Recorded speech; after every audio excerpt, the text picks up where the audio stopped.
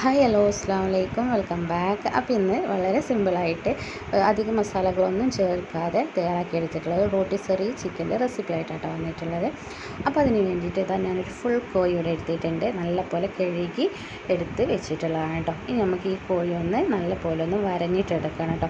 അപ്പോൾ ഈ ഒരു ചിക്കനിലേക്ക് വേണ്ടിയിട്ട് നമ്മൾ ഒരുപാട് മസാല ഒന്നും വേണം കേട്ടോ. ഈ റോട്ടിസറി ചിക്കൻ തയ്യാറാക്കാൻ വേണ്ടിയിട്ട് വളരെ ചുരുങ്ങിയ ചേരുവകൾ മതി. അത് നല്ല ടേസ്റ്റിൽ നമുക്ക് ഈ ഒരു ചേരുവകൾ വെച്ചിട്ട് തന്നെ തയ്യാറാക്കിയിട്ടെടുക്കാൻ പറ്റും കേട്ടോ. അപ്പോൾ നമുക്ക് ഇതിലേക്ക് വേണ്ടിയിട്ട് 1 സ്പൂൺ അളവിൽ സാദാ മുളക് പൊടിയാണ് എടുത്തിട്ടുള്ളത്. പിന്നെ ഇതിലേക്ക് ഇഞ്ചി വെളുത്തുള്ളി പേസ്റ്റാണ് എടുത്തിട്ടുള്ളത് കേട്ടോ. അതൊരു ടേബിൾ സ്പൂൺ ചേർത്തെടുത്തിട്ടുണ്ട്. പിന്നെ ഓണിയൻ പൗഡർ കിട്ടണമെങ്കിൽ അത് ചേർത്തെടുക്കുക. ഇല്ലെങ്കിൽ ഇതുപോലെ നമ്മൾ ഓണിയന് ഒരു പകുതി എടുത്തിട്ട് നല്ലപോലെ പേസ്റ്റാക്കി എടുത്തിട്ട് ചേർത്തെടുക്കുക. പിന്നെ 1 സ്പൂൺ അളവിൽ കുരുമുളക് പൊടിയും പിന്നെ ആവശ്യത്തിനുള്ള ഉപ്പും പിന്നെ ഒലീവ് ഓയിലിൻ്റെ അത് ചേർത്തെടുക്കുക കേട്ടോ. അപ്പോൾ ഞാനിവിടെ വെളിച്ചെണ്ണയാണ് യൂസ് ചെയ്തിട്ടുള്ളത്. അതൊരു 2 ടേബിൾ സ്പൂൺ അളവിൽ എടുത്തിട്ട് നല്ലപോലെ മിക്സ് ആക്കിയിട്ട് എടുക്കുക കേട്ടോ.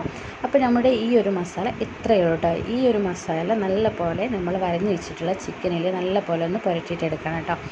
അപ്പോൾ വളരെ സിമ്പിളാണത്. ഈ ഒരു മസാല കൊണ്ട് നമുക്ക് ഈ ഒരു റോട്ടിസറി ചിക്കൻ ആർക്കും വീട്ടിൽ തന്നെ തയ്യാറാക്കിയിട്ടെടുക്കാം കേട്ടോ. അപ്പോൾ അതാ ഞാനിത് നല്ലപോലെ മസാല ആക്കി വെച്ചിട്ടുണ്ട്. ഇനി നമുക്കിതിൻ്റെ 2 കാലും നല്ലപോലെ കൂട്ടി കെട്ടിയിട്ടെടുക്കാം കേട്ടോ. അപ്പോൾ ഞാനിത് ഓവനിലാണ് കേട്ടോ കുക്ക് ചെയ്തെടുക്കുന്നത്.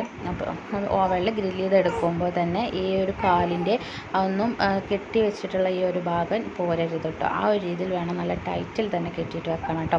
കൂടെ ഇതിൻ്റെ വിങ്സും കൂടെ ഇതുപോലെ 2 വിങ്സും കൂടെ കെട്ടിയിട്ട് എടുക്കണം കേട്ടോ.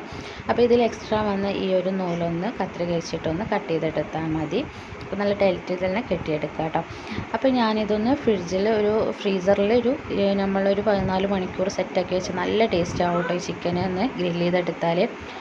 അപ്പോൾ ഞാൻ ചുരുങ്ങിയതെങ്കിലും ഒരു 8 മണിക്കൂറെങ്കിലും നമ്മൾ ഫ്രിഡ്ജിൽ വെച്ച് സെറ്റാക്കിയിട്ട് എടുക്കണം. അല്ലെങ്കിൽ ഒരു ദിവസം മുഴുവനും വെച്ചാലും പിറ്റേ ദിവസം നമ്മൾ ഗ്രില്ല് ചെയ്തിട്ട് അങ്ങനെ എടുക്കാം. അപ്പോൾ ആ മസാലയൊക്കെ നല്ലപോലെ പിടിച്ചിട്ട് അത് നമുക്ക് ടേസ്റ്റി ആയിട്ടുള്ള ഒരു റോട്ടിസറി ചിക്കൻ കിട്ടിയിട്ട് അപ്പോൾ ഫ്രിഡ്ജിൽ നിന്ന് മാറ്റി എടുത്തിട്ടുണ്ട്. അപ്പോൾ ഇത് ഫ്രീസറിൽ നിന്ന് എടുത്തതിന് ശേഷം 2 മണിക്കൂർ പുറത്ത് വെച്ചതിന് ശേഷമാണ് ഗ്രില്ല് ചെയ്തെടുക്കാൻ കേട്ടോ.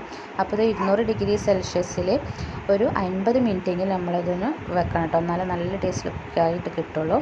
ചുരുങ്ങിയത് 1 മണിക്കൂറെങ്കിലും വേണം കേട്ടോ ഈ ഒരു റോട്ടിസറി ചിക്കൻ തയ്യാറാക്കാൻ വേണ്ടിയിട്ട്. അപ്പോൾ നല്ല ടേസ്റ്റി ആയിട്ട് നല്ല സോഫ്റ്റായിട്ട് ആ മസാലയൊക്കെ പിടിച്ചിട്ട് കിട്ടിയിട്ടുണ്ട് കേട്ടോ. അതിൻ്റെ ഉള്ളിലൊക്കെ നല്ലപോലെ മസാലൻ്റെ ആ ഫ്ലേവറൊക്കെ വന്നിട്ടുണ്ട്. അപ്പോൾ എല്ലാവരും ഇതൊന്ന് വീട്ടിൽ ട്രൈ ചെയ്ത് നോക്കാം കേട്ടോ. അപ്പോൾ എല്ലാവർക്കും ഈ വീഡിയോ ഇഷ്ടപ്പെട്ടാൽ ലൈക്ക് ചെയ്യാനും അതുപോലെ ഷെയർ ചെയ്യാനും സബ്സ്ക്രൈബ് ചെയ്യാത്തവരുണ്ടെങ്കിൽ സബ്സ്ക്രൈബ് ചെയ്യാനും മറക്കരുത്. വീണ്ടും നല്ല റെസിപ്പി ആയിട്ട് വരുന്നതാണ്. അസ്സലാമു അലൈക്കും.